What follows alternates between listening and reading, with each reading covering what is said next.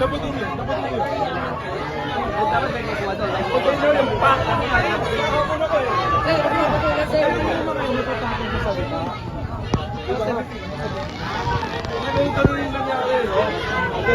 Ano mo, tato?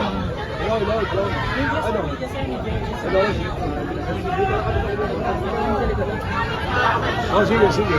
Oo. Kasi policy na nila kasi pinull out na nga natin eh. Di ba? Kasi sige. Sabi niyo ni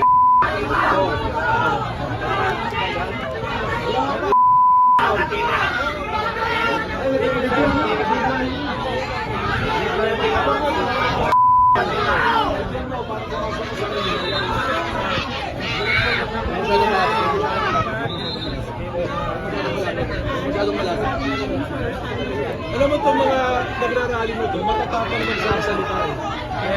O matapang sa Facebook, matapang sa salita, manang-mana sa mga nag-uutos sa kanila. Ha? Nag-uusap kami, kaya ako papasok eh. Hindi, yung mga yan, pabayaan mo na. Kasi, ano po, pangkain nila yan.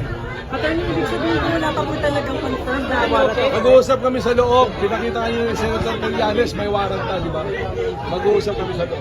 Pero sir, as on your part po, wala pa po talaga. Meron na nga development sa loob, di ba? May warrant. Tapos ngayon, nagpasa ng resolution yung Senado that they will put Senator Trillanes under their custody, di ba? So kung may ganun, mag-uusap ka kami, kaya ako papasok. Alam mo ba?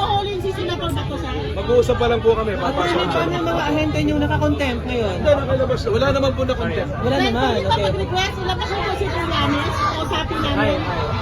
Well, hindi naman po ako mag-uutos Walang doon. Pilipino po, pauso kami kausapin siya, sir. Hindi, kayo, hindi naman ako mag-uutos kay Senator Trillanes sa loob. Ay, si Secretary Back, sir. Baka pwede.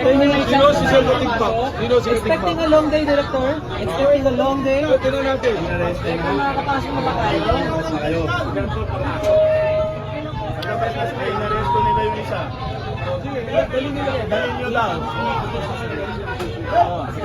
Dalhin nyo. Okay lang.